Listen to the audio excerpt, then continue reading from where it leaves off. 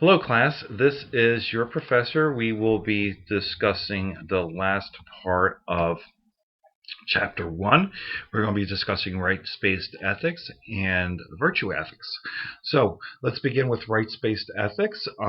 This is where we talk about rights. Something that we have an entitlement to is a right. So when we talk about moral rights, we talk about John Locke, who had a doctrine of natural rights. Natural rights stem, according to John Locke, they stem from our human nature. They're self-evident and are God-given. Only humans have them. These natural rights that he talked about are life, liberty, and property. And this was very influential with regard to our forebears in our country, particularly Jefferson in the writing of the Declaration of Independence. We talked about the idea of life, liberty, and the pursuit of happiness. So these are considered natural rights, like based on natural rights, John Locke's theory. So we have an excerpt of from John Locke in this chapter that you'll read. Also, Ayn Rand is also a rights-based ethicist. We're going to use her as well. She believed that the source of our natural rights doesn't God-given, but it comes from our rational human nature. She was an atheist, so just to let you know. But anyway, so Ayn Rand had argued that the United States is the first society that was ever created upon natural rights ethics, not based on any kind of ethnicity or religion or anything like that. We were created upon natural rights ethics, life, liberty, pursuit of happiness, in order to ensure these rights and sustain these rights, we can only do that through free enterprise, capitalism, and laissez-faire capitalism. That there's some critique about that, as to the extent that capitalism sustains and ensures these rights, but that's not for this class, that's for other classes, but that's part of what she believed. Anyway, so when we talk about natural rights, or we talk about rights in general, Locke and Rand in particular believed, these natural rights ethicists believe that our possession of a right of something to which we are entitled does not imply necessarily that someone has a duty to honor that right. What's important is that we are able to claim our rights ourselves and have the power to assert these rights, whether they're economically or politically. So there's some argument with that. Others believe that rights do have duties that are attached and entailed to them, like if someone has a right to an education. Others believe, other rights ethicists believe, that we have a corresponding duty to ensure that this person has an education no matter what their means are. Right? So there are two types of moral rights. There are liberty rights and welfare rights. Liberty rights are rights that we have to be left alone to pursue our legitimate interests without interference from the government or other people. Such as the right to life, the right to practice our own religion, things that we find in our First Amendment, if you can think about that. Also, to some extent, the Second Amendment, the right to bear arms. One term that I just mentioned was legitimate interest. Legitimate interest is very important, and John Stuart Mill has done some writing on this. The legitimate interests are those interests that do not violate other people's similar and equal interests or rights. So we might have an interest to do something, but if it violates someone else's similar and equal interests or rights, then we ought not to do it. It's therefore not legitimate. So that's why they call them legitimate interests, as long as they do not interfere with other people's interests or rights. The second type of moral right that we have are welfare rights. These are rights to receive certain social goods in society, such as education, medical care, police and fire protection, so that way we are free to pursue our legitimate interests. So those are moral rights that we have. Rights-based ethicists such as Ayn Rand believe that the ideal society, is one that protects people's individual liberty rights so they can freely pursue their interests. People such as Ayn Rand, who emphasize liberty rights as paramount and superseding, are known as libertarians. Libertarians believe that autonomy, which is the freedom to make our own decisions, has the highest moral value. So there are some strengths and limitations to rights-based ethics. So basically, the idea of separating rights from duties fails to take into account the limitations placed on marginalized groups by societal traditions. If we think about Jim Crow South, like we may have, like the way in which society was segregated then, that there were limitations placed on black folk in the South. They were not able to exercise fully their rights.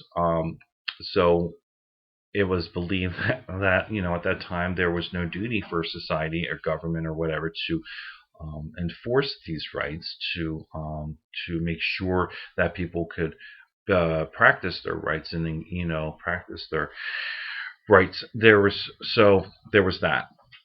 So the Ayn Randian view that it's important to claim our rights does not take into account those that can't claim their rights because of lack of resources or ability to do so under systems such as Jim Crow or whatever other system there is. Um, also, it's hard to justify on rational, philosophical, empirical grounds the idea that humans are a special creation. John Locke will really talk about this in his writing. Um, the theological basis for this, that we are, these rights are God given to us based on our reason and based on the fact that they're God given for us, is hard to justify on rational grounds. Also, the assertion that rights are self-evident is kind of suspect because it leaves us with no criteria to determine which claims are legitimate rights. So if we have a hard time determining what is self-evident, it may not be evident to all of us. There's no criteria by which we can explore which claims are legitimate claims, which rights are legitimate rights. So that's it for rights-based ethics. Next, we're going to talk about virtue ethics. Virtue ethics emphasizes what we call right being over right action. So it's not important the principle or the goodwill that we talked about in Kantian philosophy, that we do duty according to, we act correctly according to doing our duty, or it's not involves consequences under utilitarianism. It emphasizes right being over right action, the kind of character that we have. And the kind of character that we have is more important than the rules or principles that we follow. So how do we have the correct moral character is by practicing virtue. Virtue being an admirable character trait or disposition to habitually act in a manner that benefits ourselves and others. Some examples you can find on our Blackboard, a content folder for week 3 links to read. You'll click on this link I found that says list of virtues, and then you can move your cursor over. On the left hand side you have the list of virtues, and on the right hand side you have definitions of what these virtues mean.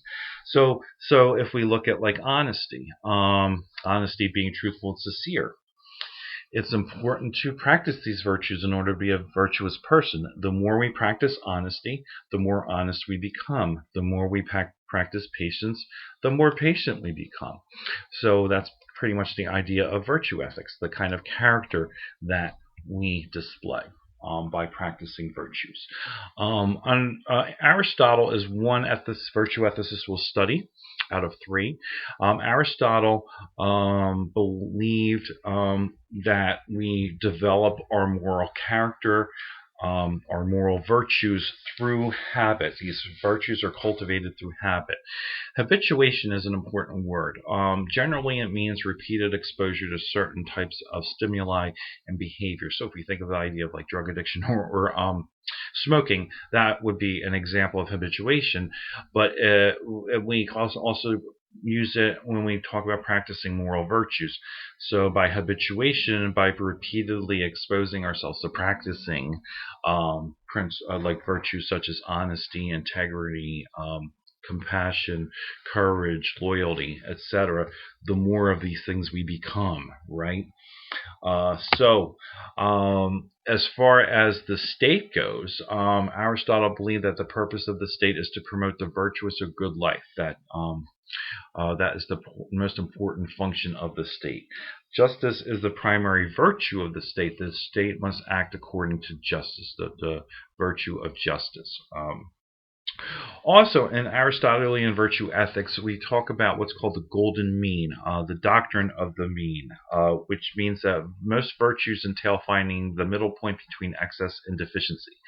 So, if we take a virtue like honesty, right?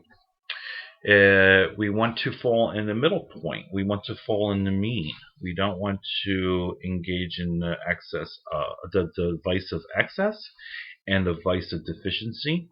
We want to exercise the golden mean, which means hitting the middle point, right? So when we think about the honesty, going back to honesty, if we think about the the vice of deficiency, that would be dishonesty, right? We don't want to practice that, right? So if we think about the vice of excess of honesty, that would be like, I'm not sure that the word for it, but being very brutally honest and causing harm in the process. That would be the vice of excess. We don't want to do that. We want to hit somewhere in the middle. That's how we practice virtue, right? So that's pretty much Aristotelian virtue ethics. Confucius is another moral philosopher we'll be studying. We have an excerpt from him in our book.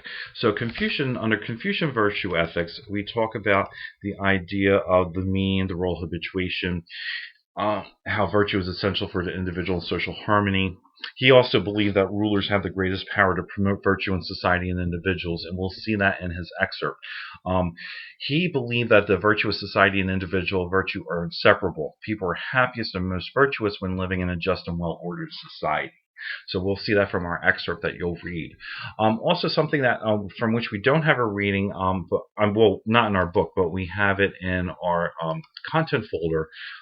You'll see a link from a Vietnamese Buddhist philosopher, Thich Nhat Hanh. He is a monk who developed what was called the 5 mindfulness trainings. And this is an example of Buddhist virtue ethics. So when we talk about Buddhist virtue ethics, we are talking about keeping to account the absolute worth of all living things, not just humans as being superior, but how everything else that's living in this world has a value and worth. We exist only as members of a community. There's no separation between me and you or anyone else. We all exist only as members of community. And to be a virtuous person, we must be motivated not by self-interest, but by concern to benefit all living things. And if you look at our link on the 5 mindfulness trainings, you'll see some of the things that Thich Nhat Hanh wants us to concentrate on. He wants us to be aware, most of all, of the suffering caused by certain things in life.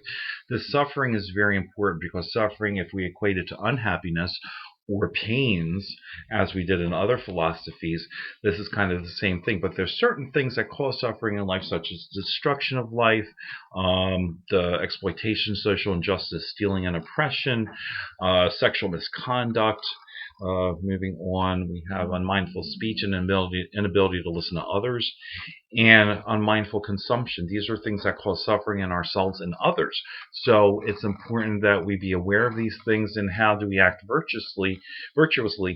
He gives us some pointers on how to do that. So definitely read that as well. We don't have a reading from him in our book, but this is our reading that we will be using as well throughout the semester, hopefully to analyze the morality or immorality of certain things. So anyway, those are that's right space ethics and virtue ethics, a overview. So do your readings for this week. Look on Blackboard for the links that I mentioned, and you'll do your assignment. And that's it. Again, as always, any questions, comments, issues, etc., please let me know at any time. And thank you very much. Happy studies, and talk to you next week. Bye.